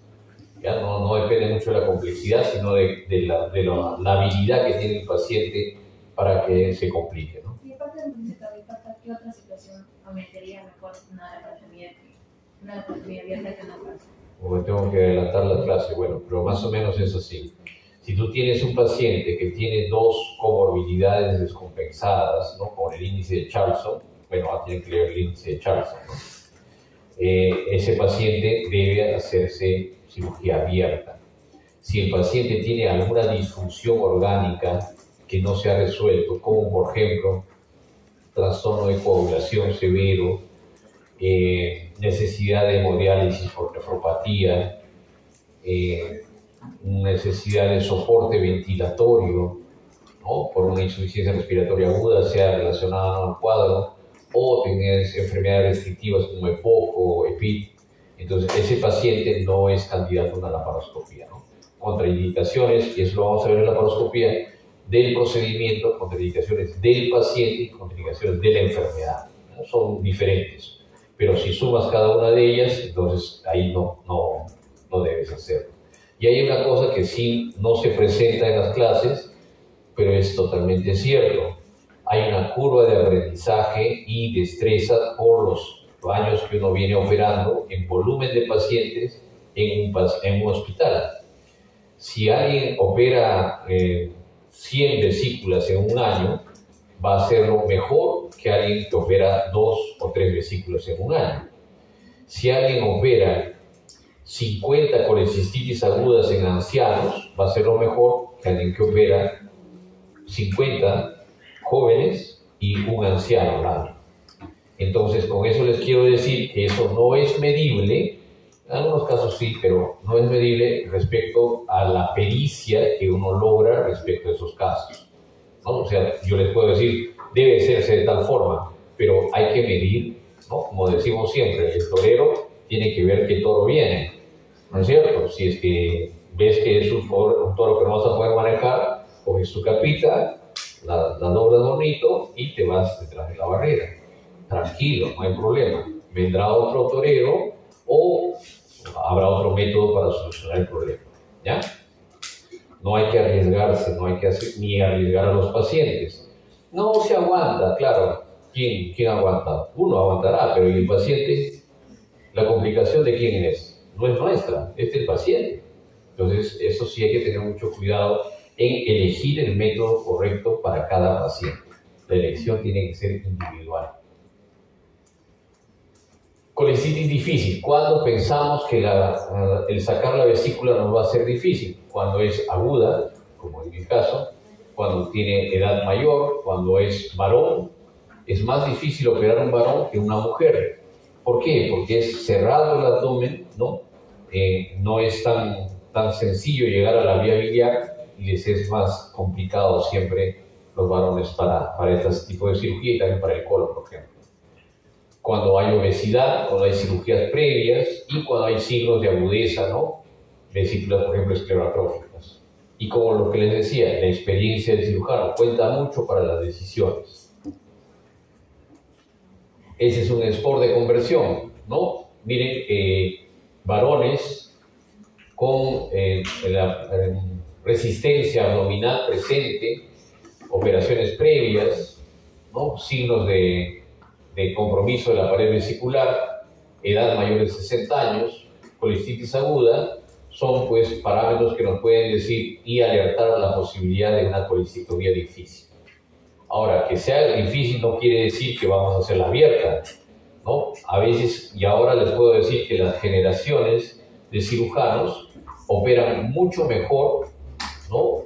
Laparoscópica que abierta, ¿no? Probablemente nosotros del siglo pasado, cuando formamos el siglo pasado, podemos operar tanto abierta como laparoscópica, porque hemos aprendido, ¿no? Pero si un cirujano joven o un residente, ¿no?, que está saliendo, se presenta un caso difícil, ¿no?, a veces es peor que lo convierta a que continúe haciendo laparoscópica. ¿Por qué? Porque no tiene la experiencia de abierta. Entonces, cuando haces una cirugía abierta, pierdes un montón de cosas. Primero, pierdes la capacidad de visión 20 veces más.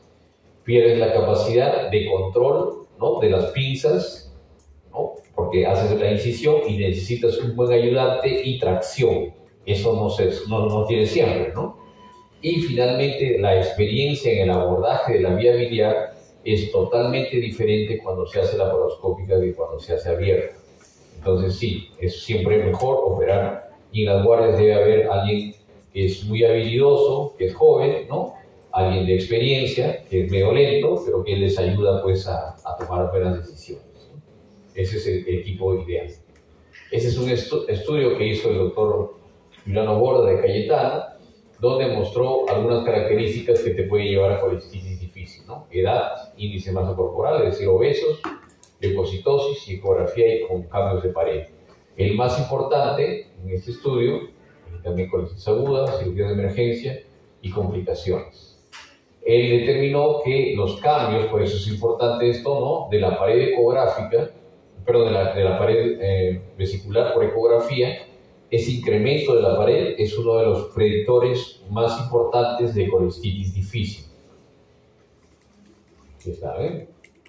Diagnóstico de colestitis aguda, los cambios en la pared vesicular y alteración de las pruebas de función hepática, ¿no? Entonces, esos pueden estar relacionados con la posibilidad de encontrar una colestitis difícil.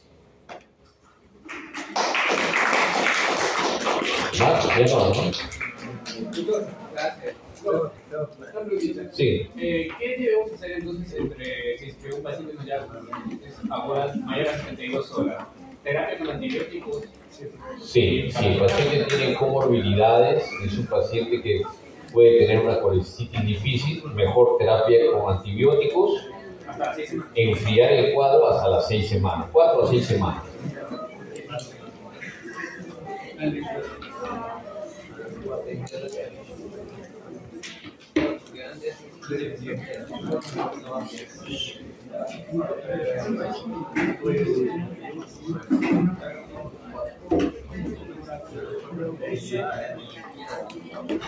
Bueno, de la coledomieliasis no les voy a hablar tanto porque eso lo vamos a ver después, pero sí de la colangitis, ¿ya? Porque estamos en la primera parte, que es emergencia. Entonces, ¿cómo definimos y cómo sabemos si estamos frente a un cuadro de colangitis? Hay la tríada de Charcot, que ustedes ya la conocen, ¿no es cierto? Dolor, ictericia y fiebre, y hay la pentada de Reynolds, ¿no?, que se le suma hipotensión o shock y trastorno del sensorio o alteraciones neurológicas. Entonces, obviamente, la tríada de Charcot es una etapa previa a la pentada de Reynolds. Aquí ya hay compromiso hemodinámico y hay también alteración del sensorio. Es mucho más grave cuando se presenta a este nivel, ¿no? ¿Qué es lo que sucede? La causa más frecuente de colangitis es la coledocolitiasis. La obstrucción de un cálculo, sea a nivel primario o la migración del mismo de la vesícula a través del cístico hacia el colédoco, hace que se obstruya el conducto biliar, y esta éstasis biliar hace que haya sobrecrecimiento bacteriano y las bacterias asciendan, por eso se llama colangitis supurativa ascendente, hacia el árbol biliar, se conecten y comuniquen, ¿no?, con las arterias y arteriolas, y finalmente hagan una invasión y una infección sistémica, ¿no? Existe la clasificación de North-Meyer, ¿no?, que básicamente es una colangitis aguda, secundaria colangitis aguda, que es lo más frecuente, una colangitis no supurativa aguda, una supurativa aguda, una supurativa aguda obstructiva, ¿no?, y una supurativa aguda con abscesos hepáticos. Esta es una etapa final, ¿no?, en el cual pues hay daño sistémico, puede haber hipotensión, shock, y el tratamiento se hace muy difícil para él.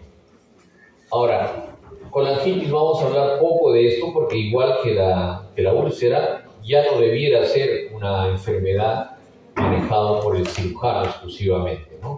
Es más, los cirujanos ya debemos de dejar de manejar las colangitis porque el manejo es médico y endoscópico y en algunos casos hasta percutáneo, pero la cirugía se debe reservar para los casos muy agudos, muy severos, en los cuales ya no tienen ninguno de los recursos o finalmente han fracasado en su intento de controlar el incremento de la bilis y la infección a partir de ello. Entonces, la obstrucción biliar más la infección bacteriana va a llevar pues a una colangitis aguda. Las causas más frecuentes: coledocolitiasis, estenosis benignas, posquirúrgicas, malignas, más raro aún, ¿no? Y anomalías congénitas, infecciones parasitarias, sobre todo ¿de qué parásito? ¿Cuál? No, fasciola. Ascaris lumbricoides. El Ascaris lumbricoides se mete a la vía biliar y la obstruye, ¿ya? Eso viene en el examen también, ¿no? Y colangitis piógena recurrente. Como ustedes estarán escuchando, algunos graban, ¿no? Filman, todo, está bonito. Mucho de lo que presento en los slides no viene en el examen, ¿no? Entonces no se guíen porque de eso, ¿ya? Por eso está justificado que vengan y se queden hasta tarde, igual yo. Entonces, esta es la colangitis y estos son los gérmenes que están y son más o menos los mismos que se dan en el que es el árbol biliar. Coli, Klebsiella, Enterobacter, Pseudomonas más raro, Proteus, Citrobacter, Acinetobacter, ¿no? La mayoría de estos son enterobacteriáceas, ¿no? Aquí solamente hay la Pseudomonas que es más rara, pero también se puede presentar, ¿no? Enterococcus también. Entonces, la coledocolitiasis es responsable del 70% de las colangitis. Las neoplasias es 10% o menos. La incidencia después de una CEPRE, una papilitomía más CEPRE, es de hasta 5%, ¿no? O sea, se puede dar una colangitis después de ello. Y la edad promedio de 50 a 60 años. La mortalidad no es baja, no es despreciable, puede llegar hasta 10%. Factores de riesgo: la edad principalmente, entre varones y mujeres no hay mucha diferencia, y otros factores de susceptibilidad más que otra cosa, ¿no? Porque tiene una enfermedad severa y el sustrato, es decir, el paciente, tiene comorbilidades, ¿no? O condiciones que pueden hacer que la respuesta a la infección severa no sea la mejor. Fumador, alcohólico, diabético, hipertenso, trastornos neurológicos, cirrosis, cáncer gastrointestinal, hepático, y todo ello puede llevar pues a susceptibilidad frente a la colangitis, ¿no? Capacidad de respuesta.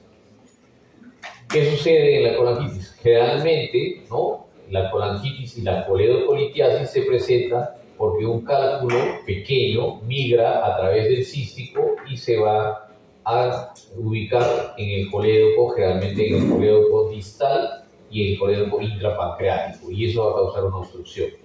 Entonces, la obstrucción, toda éstasis a nivel intestinal o de la vía biliar, crea sobrecrecimiento bacteriano, y esta bacterobilia, ¿no? Va a causar pues un incremento de la permeabilidad a nivel de las arteriolas y metarteriolas, y finalmente van a llevar a una siembra hematógena y una sepsis generalizada, ¿no? Ese es el mecanismo, ¿no? Aquí el esfínter de Oddi también tiene obviamente un papel. Y las manifestaciones, como ya vimos, tenemos ictericia, que es lo más constante, fiebre, puede o no presentarse, alteración de conciencia, dolor también, que es constante, y alteración hemodinámica, ¿no? Entonces hemos tenido un paciente, ya les voy a decir en el último segmento, pero es un paciente que ha tenido intestino corto, ¿no? Y ha tenido una yeyonostomía por mucho tiempo, ¿no? Como estaba con abdomen abierto, terminó 6 meses con su ostomía y con nutrición parenteral total. No podía comer porque era muy corto, estaba a 40 centímetros del trace, entonces eran flujos elevados. Bueno, este paciente finalmente lo hemos operado, ¿no? Nosotros tenemos un protocolo de restitución en el cual no consideramos el sacar la vesícula, porque está escrito que más o menos el 45% de los casos pueden desarrollar bilis litogénica. ¿Cómo así? Como no hay como la ostomía hace que el líquido salga, ¿no es cierto? La bilis también proximal sale, se va perdiendo, no hay absorción ileal. Como no hay absorción ileal, se rompe la circulación enterohepática. Al romperse la circulación enterohepática, la cantidad de sales biliares que diluyen la formación de cálculos es menor. Por lo tanto, la posibilidad de hacer cálculos en la vesícula y cálculos en la vía biliar se eleva. Cuando hicimos los estudios, era prácticamente igual el riesgo de colecistitis en un paciente que tenía intestino corto que alguien que no tenía intestino corto. O sea, de 3 de ustedes, una tiene cálculos en la vesícula. ¿Cuál de las 3 no sé cuál será? Pero esta paciente, ¿no? O esta persona no necesariamente va a dar manifestaciones. Entonces, eso te dice que solamente los cuadros de colecistitis calculosa dan manifestaciones y deben ser operados. Entonces, era prácticamente el mismo que los intestinos cortos, ¿no? Pero ahora tenemos este paciente que nos hizo no solamente cálculos en la vesícula, sino una litiasis biliar casi primaria, ¿no? Porque empezó con los cálculos no en la vesícula, sino cálculos que no tenía antes en el colédoco. Y no ha sido por migración, o sea, empezó a hacer cálculos en esos 6 meses a nivel del colédoco, ¿no? Es una colelitiasis primaria, se llama. La coledocolitiasis primaria es la que se desarrolla cálculos dentro de la vía biliar. La coledocolitiasis secundaria es cuando el cálculo migra de la vesícula hacia el colédoco, ¿ya? Bien, las manifestaciones, como ya les decía, los criterios de diagnósticos. Hay una respuesta inflamatoria, alteración de las pruebas hepáticas, no solamente de las bilirrubinas, sino también transaminasas y fosfatasa alcalina y gamma-glutamil. Las técnicas de diagnóstico también y algunas de tratamiento, ¿no? Obviamente se utiliza mucho la colangioresonancia. La ecografía en el diagnóstico de la coledocolitiasis y la colangitis es muy pobre. Para eso necesitamos 2 exámenes, o la tomografía contrastada o la colangioresonancia. Nos van a dar gran efectividad y sensibilidad para el diagnóstico de esta enfermedad. Y existen las guías de Tokio modificadas para la colangitis, ¿no? Pruebas de laboratorio, como ya les decía, incremento y cambios a nivel de las enzimas. La PCR se eleva, la ecografía no nos ayuda mucho porque no alcanza el colédoco extrapancreático, ¿no? Proximal o medial, puede que sí, pero el que más frecuentemente es el colédoco intrapancreático distal, ¿no?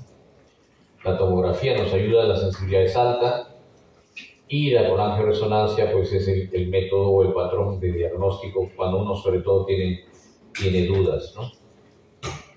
El tratamiento es endoscópico, no es quirúrgico. Nosotros desarrollamos unas vías clínicas que le llamamos el códigos para atención de cirugías de emergencia. El código rojo por sangrado, ¿cierto? El código azul por sepsis y el código amarillo era por colangitis. Pero actualmente ese código no nos sirve. ¿Por qué? Porque la colangitis se debe tratar ¿con qué? Con papilotomía y drenaje a través de endoscópico. El tratamiento de la piedra angular de tratamiento es el drenaje endoscópico, no es el quirúrgico, ¿ya? Eso está en todos los libros y se da a veces en cirugía que nos obligan a entrar en estos pacientes, pero debemos de todas maneras seleccionar Y si ustedes no tienen CEPRE en su hospital y tienen un cuadro de colangitis, ¿qué debemos hacer? ¿Lo opero o no lo opero? Ya, una posibilidad lo opera. ¿Y qué le harías? Yo ya no sé qué hacer, por ejemplo. Ya me olvidé de todo. Pero ¿qué tendrías que hacer? Tienes que abrir el colédoco, hacer una coledocotomía, extracción de los cálculos, manual o pasándole líquido, hacer una colangiografía intraoperatoria y si es que tú no sabes si han quedado o no cálculos, pues y la colangiografía te es dudosa, tienes que dejarle un tren de Kerr, ¿no? Que lo va a tener durante 3 a 6 semanas. Entonces todo eso lleva a una morbilidad alta, ¿no? Por eso es que se tiene que hacer vía endoscópica. Si ustedes tienen un cuadro de coledocolitiasis que le está haciendo, según la clasificación de Tokio, una colangitis tipo 1 o máximo 2, no lo operen, transfiéranlo. Mándenlo a un hospital donde pueda atender la CEPRE. Eso es lo ideal. No hagan las cirugías porque pues llegó conmigo y ya está, ¿no? Tienen que hacer la transferencia, ¿no? Tratamiento antibiótico dirigido obviamente a los gérmenes más frecuentes, ¿no? Ampicilobactam, piperacillin tazobactam, cefalosporinas y el drenaje de vía biliar, ¿no? Siempre con los antibióticos, estabilizar clínicamente y va siempre a drenaje endoscópico, ¿no? El drenaje endoscópico básicamente se introduce en un endoscopio de visión lateral que pueda instrumentarse a través de él, se canula la vía biliar a través de la papila y luego se utiliza un instrumento que es como un arco y se corta a las 11, ¿no? Yo no soy endoscopista, ¿no? Se hace un corte ahí o se hace un precorte y luego se puede instrumentar la vía biliar, ¿no? Con canastilla de Dormia para poder extraer los cálculos, ¿no? Si uno no puede extraer los cálculos, ahora hay la posibilidad de vía endoscópica dejar un stent metálico, ¿no? O de teflón, se expande y pues deja la vía biliar permeable. Eso es lo que han hecho con mi paciente que no le han podido sacar el cálculo de 1.5 centímetros. Esa es la canastilla de Dormia, me parece el stent, ¿no? El stent metálico, expandible, ¿no? Y aquí están el endoscopio que se trata, ¿no? Aquí está la sonda nasolineal, ¿no? Y ya no sé, muy pocas veces se está dejando, generalmente se deja stent, ¿no? Esta es otra posibilidad, una sonda que se pone por la nariz, va por el estómago, va hacia el duodeno y finalmente por la papila abierta se introduce a la vía biliar. ¿Eso para qué? Para mantener permeable el drenaje, ¿no? Bueno, ya no he visto mucho que se haga ese sondado. Y la otra posibilidad, cuando tienes una colangitis y no hay posibilidades de hacer un abordaje endoscópico, es hacer un drenaje percutáneo, ¿no? Percutáneo, sí, a través de la piel, pero atraviesa el hígado, ¿no? Y ustedes tienen que llegar con una aguja muy fina hacia la zona de la vía biliar, ¿no? Una vez que la punzan, introducen el contraste y ya saben que están ahí, entonces ahí le pueden poner un dren y van dilatando, ¿no? Obviamente puede haber hemorragia y también neumotórax si es que esta punción no está dirigida adecuadamente, ¿no? Y el drenaje biliar quirúrgico, como les decía, ya se ha dejado de lado, ¿no? Hay casos excepcionales en los cuales se tiene que hacer y lo que se tiene que hacer es abrir la vía biliar, extraer los cálculos y finalmente poner un tubo de T.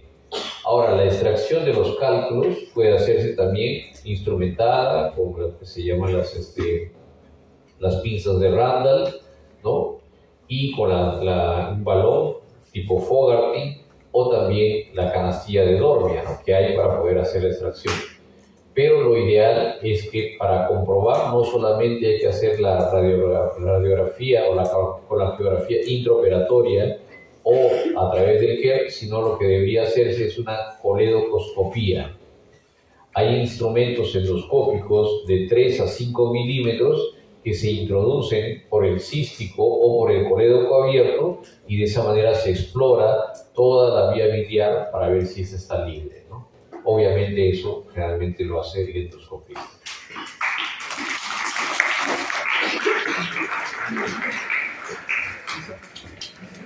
A ver, muchachos, quería ponerme de acuerdo en lo siguiente. Hay la posibilidad de que ustedes no vengan y hagan las clases virtuales. ¿Ya? ¿No? ¿No? Bueno, igual lo vamos a hacer. A ver cómo celebran, ¿no? Algunos dicen, no, es por consideración al profesor, yo les entiendo. Pero no las voy a dictar yo, las voy a dictar a otros especialistas, ¿no? Va a ser básicamente son solamente 2 clases, ¿ya? Una es de estómago y bariátrica, ¿no? Va a ser cáncer de estómago y bariátrica, y en el siguiente capítulo va a ser sobre colon y hepatocarcinoma, ¿ya? Pero el resto de las clases sí van a ser presenciales, ¿no? Y el último segmento sí es totalmente presencial, ¿ya? Ya coordiné y consulté con la secretaria y me dijo que no hay problema, así que un par de miércoles les voy a informar con anticipación, se van a hacer las clases virtuales. El próximo lunes sí tenemos clase aquí y probablemente el próximo miércoles sí sea virtual. Ya, yo les voy a comunicar con anticipación. ¿Listo?